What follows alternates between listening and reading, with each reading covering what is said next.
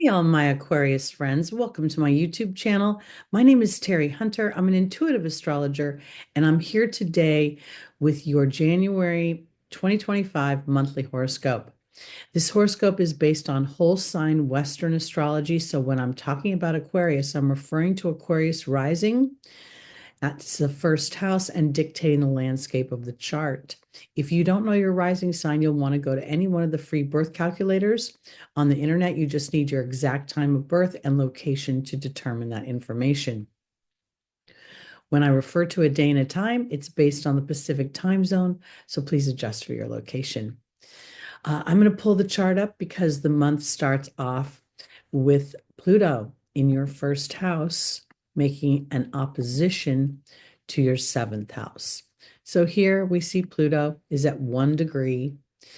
Pluto has been hovering between your 12th house and your first house for quite some time. Pluto last fall, around October, November, Pluto was in the last degrees of Capricorn, and Mars was transiting forward, and they made this opposition. This is a very challenging and can be potentially aggressive opposition. Now, when it was in Capricorn, it was going to discuss, or it was going to address fears and limitations and psychological repressions or oppressions. Now that Pluto has moved into Aquarius in your first house, it's about liberation from those things. Mars is now retrograde at the first degree of Leo. Again, that is your seventh house. And it's going to retrograde back into your sixth house of Cancer. When this happens, Mars goes into fall and starts to feel a sense of not being heard, not being respected, and being challenged to be more emotive. And I think this is also what the opposition is about for you is being brave about how you're addressing your health, how you're addressing your everyday life, how you are, what are you thinking about your daily habits? Do you enjoy the work that you do, the service that you do?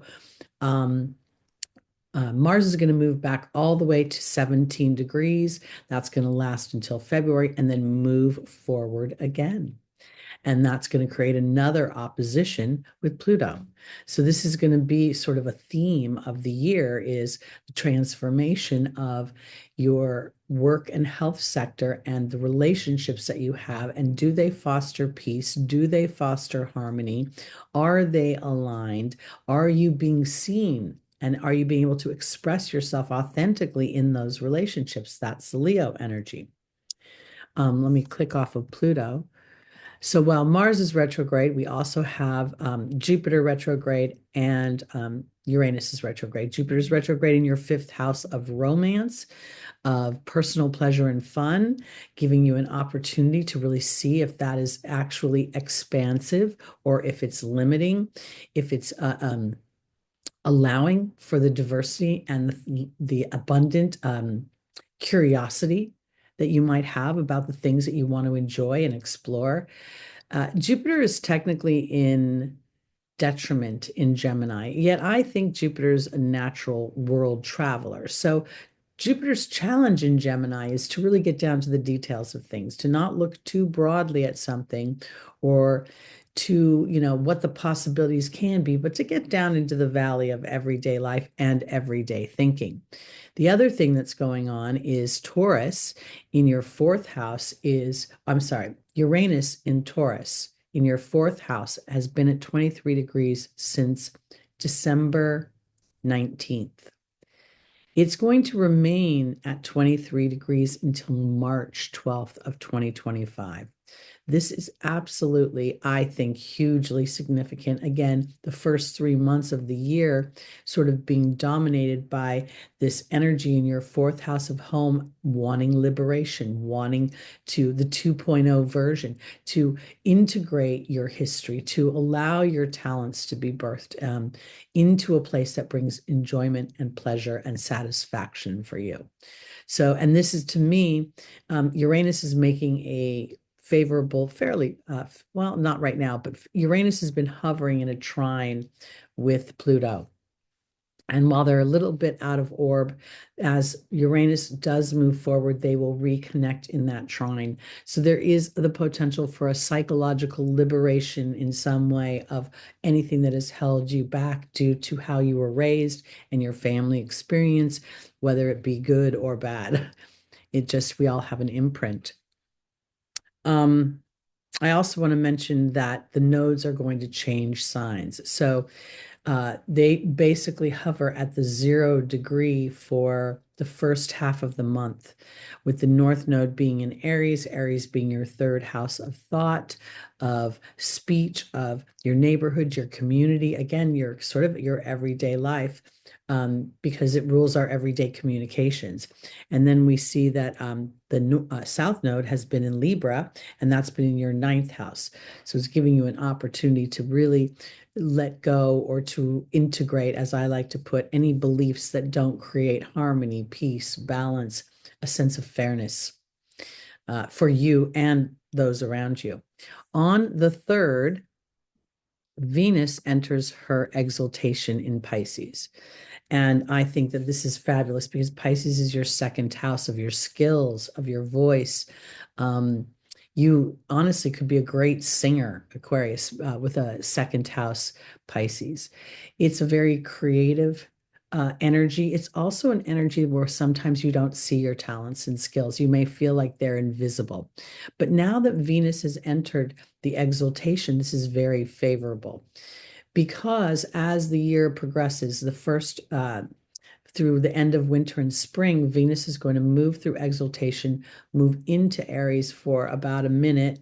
She's in fall there, or I should say she's in detriment there.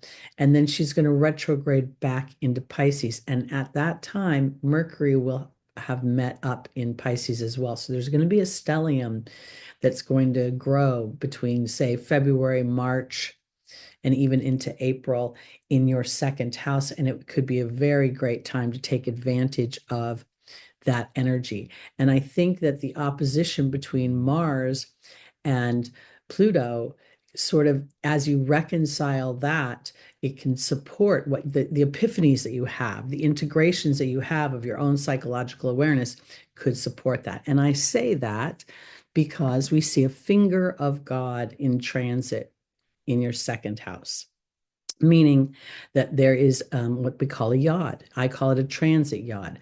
Mars is at 0 degrees retrograde in Leo. The South Node is at 0 degrees of Libra, and they're pointing at Venus. Venus rules Libra. Now, this might not be the actual astrological technical definition of a yod, but for me, it's a focal point because the South Node is an important energy for integration, spiritual integration, as something is released in our lives. And this would be within your ninth house. A belief potentially is released within your life or integrated within your life. And that belief could be that you are not worthy, or you're too weird, or you're too eccentric, or you're too Aquarian in some way. And this would be absolutely a travesty not to take advantage of your uniqueness, of your forward thinking. And Mars, while Mars is retrograde here, is in some respects on a, it's weird because the yods are comprised of quincunxes, which to me are blind spots. It's like this haunting knowing that something is going on, but I can't see it with my physical senses. So the focal point is her creativity, is her ability to, Venus's ability to make money, the second house, it's a money access through your creativity, through your unique viewpoint of something, through allowing for your to release the shackles or to integrate the traumas that you've experienced and move them into a creative dynamic. The challenge with the Pisces energy is that it's so compassionate in some ways and so empathetic that it can feel like it's drowning in other people. And this could potentially be in the past feeling like, you're sort of, overwhelmed by what the family expectation of you is. And I think Saturn's transit through your second house has, for the last year or so, and will continue for about another year, is really allowing you to create a strong sense of of your inner knowing of your soul and building upon that as you allow your skills, your gifts, and your talents to bring you bounty. So this yod is kind of asking, where have I let potential angers and resentments held me back? What am I willing to release for my own peace and harmony? And do I believe that I am valuable and worthy enough? That's what that says to me. Okay, now we go to the 6th, and Mars will officially move back into Cancer, your 6th house. And, again, they're still in an opposition with Pluto. So this is still in play, but now Mars is not feeling as powerful. Mars had just a wee bit of spunk when it was in your 7th house of Leo. And now Mars is really having to go back and revisit how anger, resentment, hotness, sometimes God bless the Aquarian energy, but because you rule the nervous system, sometimes I feel like you could be kind of, anxious like this. And does that really, is that anxiousness not some sort of interior barometer saying that whatever work you're doing, however you're nurturing yourself, your body, your mind is not maybe authentic to what you really, really want, what is really important for you? Again, this is a Cancer 6th house. So 6th house rules your health, your work, and even your pets. So this is going to go on. Mars will retrograde until February and then move forward, late February, 23rd. And at the same time, I think this is a beautiful point because Mercury is at 27 degrees of Sagittarius. This is your 11th house of hopes and dreams, and the natural house that Aquarius rules. So there's an expansiveness both within the Sagittarian energy and the Aquarian energy. Mercury right now gives you an opportunity through meditation, through your willingness to suspend any sort of reality and practicality and talk to your inner being to connect with the universe and literally download solutions to problems, inspirations to things. But the challenge will you trust those inner yearnings that sound just like you? Because it isn't going to be like Moses with a burning bush, because Mercury is here at making a square to Neptune, the sign of spirituality, and both are at the degree of Gemini, which is communication. And Mercury right now is on the galactic center within the Shapley cluster. That's why this is so powerful, because that's how Mercury has an opportunity to really tap into universal knowledge. But again, I have to be egoless and suspend the beliefs that I have had to open up to new beliefs. And I think that's the North Node as it's about to stretch into the sign of belief, of spirituality. And again, your 2nd house of skills. And of course, Mars is making a quincunx, so you won't be able to see how to take action. It's more about being aware of your mental process and how much you're spending time trying to put out a problem versus invested in the future and the potential expansion to where you want to go. That's where I want to put it. On the 8th, Mercury will move into Capricorn. And now the thoughts that we garnish, the things that we learned through our downloads, through our meditations over the last couple of days, is now giving us an opportunity to start to think practically. Now, Capricorn is your 12th house. When we look at the 12th house, this is a house that is very naturally spiritual. But here we're getting like a double dose of history, because the 12th house rules the soul's history, Capricorn rules humanity's history, as well as authority, fears, restrictions, limitations, duty, obligations, responsibilities. So as Mercury moves into this house, it's starting to review its history. Where have I been? What do I get to integrate, or I say integrate because I don't like the word release. especially when I'm talking to a fixed sign. I just don't think releasing is possible. So when I take a trauma or a hurt or a pain or I'm been dissed in some way and I can extract the wisdom from it, I can become stronger, then it makes sense.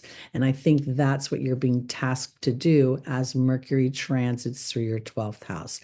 It's going to continue to task you to think whether your soul's history or your personal history here, and how much maybe even potentially you yourself have not allowed your own uniqueness to be expressed because potentially you have fears of acceptance.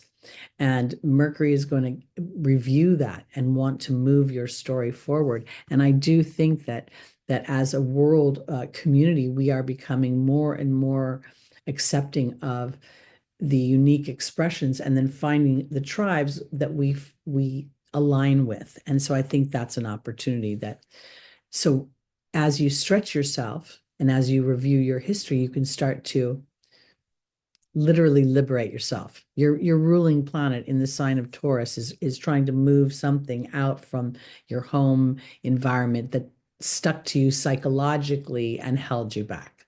And Mercury is sort of revisiting that on, I don't know, there's an awareness to it because we see a focal point to the karmic nodes. So this is going to be a powerful couple of days.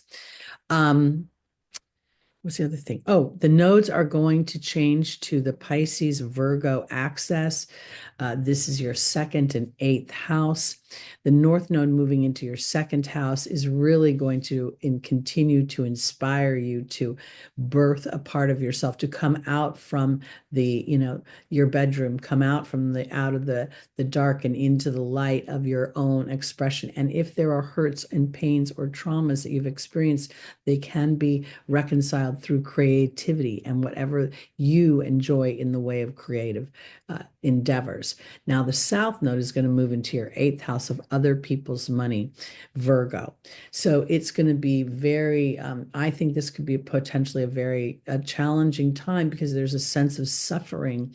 When we go into the Virgo energy, there's an enslavement, there's a duty, it's the house of service. And here is that eighth house, and here's a money house, and here's also a psychological house as represented by the eighth house normally being Scorpio. So you're going to probably go through a year and a half of, kind of reviewing what you believe about yourself, about your skills, about how your history works for you, how much you might potentially depend on other people to support you, to be there for you, to be the practical ones for you. Although, I don't think that Aquarius is not practical. I just think that Aquarius has such a genius dynamic to the way they think that they can be leap years ahead of other people. And sometimes you got to get into the present and find the components before you can actually leap into the future. So that's going to be pretty powerful, the node change again for a year and a half. We have on the 13th a full moon in Cancer at 23 degrees in your sixth house at 2:26 p.m. That will be conjunct Mars. I'll be doing a separate video on that. And on the 19th, I'll move the wheel to the 19th, we'll see Venus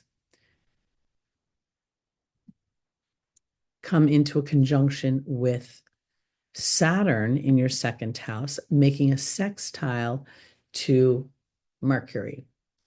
All at 16 degrees. I like this because it's that Cancerian degree of intuitiveness, and many humans like to use the word healing. So this could be potentially offering a healing from a history of some kind as there becomes an awareness of my thoughts, and my thoughts are things. But at the same time, I kind of like the word balance because the dark serves the light. And here, that's what I think that is going on. Right now, there can be, I'm going to address the conjunction between the Sun and Pluto on the 20th because but here, this has been going, there's an ego, something's going on that's allowing you an opportunity to look at what's most important to you. And if your ego is getting in your way, and the ego can be something that says you're not good enough, you haven't done enough, you haven't worked hard enough. And I actually think that Saturn's transit through Pisces has been inspiring and compelling everyone to create a strong sense of connection with their inner child, with their inner divinity, with their spirituality, and to really look at where do I escape? And depending upon your personal nodal or natal structure, the house will indicate where that escape could be, or where there's a tendency to want to be overly compassionate to others and sort of hide yourself. And here it's in your house of your gifts and your talents. And so I can't help but think that, Aquarius could be a great songwriter in some respects, not really realizing it, but if there have been traumas, to have all this energy, or a poet, or to somehow use your challenges and then filtering them into something that not only allows your heart balance, but it also allows the general population to relate, because you rule that cosmic consciousness in that 11th house naturally. The sun does enter Aquarius on the next day, and or later in the day on the 19th, I think, or early on the 20th. And now we have this Sun Pluto conjunction. Next, we will have Mercury. And this really, to me, is Pluto excavating. I think Pluto is the powerhouse here. Everyone says, astrologers will say that the sun combusts every planet that it comes in contact with because of its bright light. And yet at the same time, Pluto's understanding of the dark landscape as it lives out into the, being the furthest planet from the sun, I think Pluto is reflecting onto the sun, where the sun might be thinking where there's been ego, and it's edging God out. And I think that's going to be further revealed as Mercury moves over Pluto. And then Sun, Mercury, and everybody convene in your second house in February, March, and even in April because of the retrogrades. So I think this is going to be a powerful time for you, especially you early born Aquarians, to really recognize, like, where am I getting in my own way? Where does the dark psychological imprint of whatever, I'm not good enough, I'm not this, I'm too that, whatever your story is, sort of going to be pushed on. And the nice part about it is that while the two planets, where's my cursor? The two planets are sort of having this real challenging conversation, and Pluto, I think, is winning, because I think the sun can't see itself sometimes. And they're both making aspects literally to all of these planets over here as they're convening. And the North Node and Neptune are calling forth that spiritual wisdom of, well, if this happened to me, what can I extract from it? Where is the wisdom? Where is the tool? Where is the benefit? And I think that's further evidenced by the trine to the South Node, as I'm egoless to the opinions, criticisms, judgments, and money or service of other people. Okay.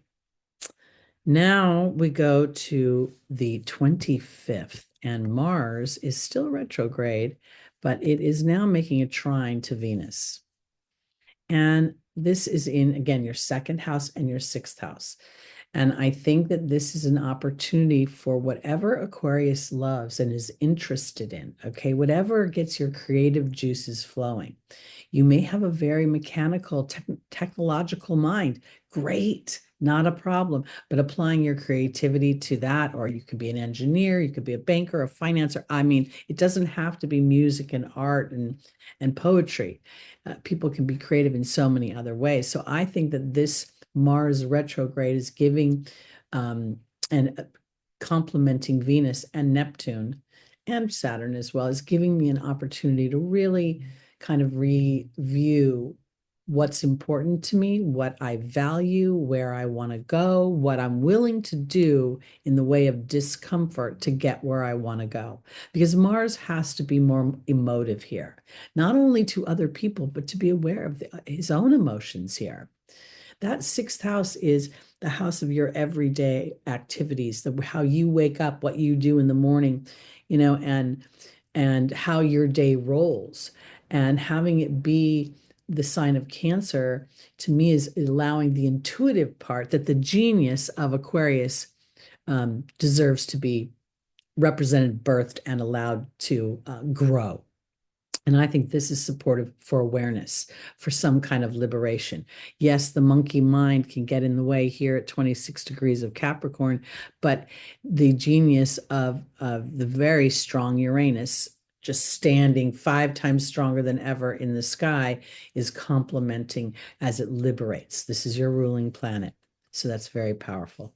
Okay, now let's go to Mercury will enter Aquarius on the 27th, and it's already in a conjunction here. So we're going to see, a real strong pull to sort of an awareness. Let me go to the 28th. I'm sorry.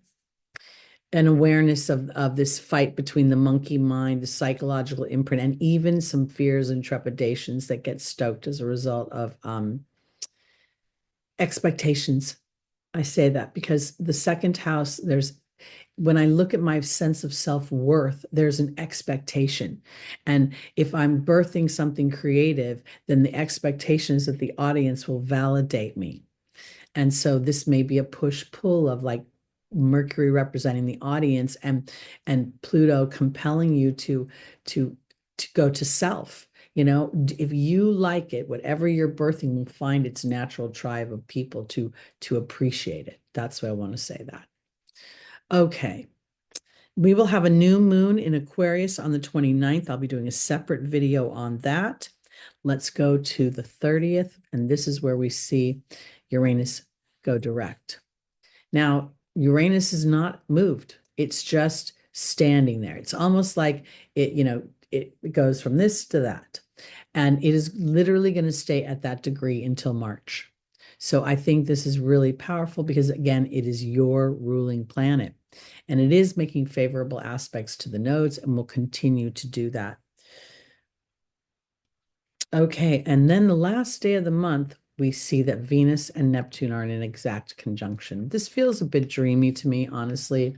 It feels a little bit like a lazy day where I just want to, kind of hang out at home and dream about what the possibilities are and think about the future. When I look at Aquarius, oftentimes I think to myself that while Aquarius is so scientific, so futuristic, it represents the stars and space and constellations and the cosmic consciousness and our hopes and our dreams.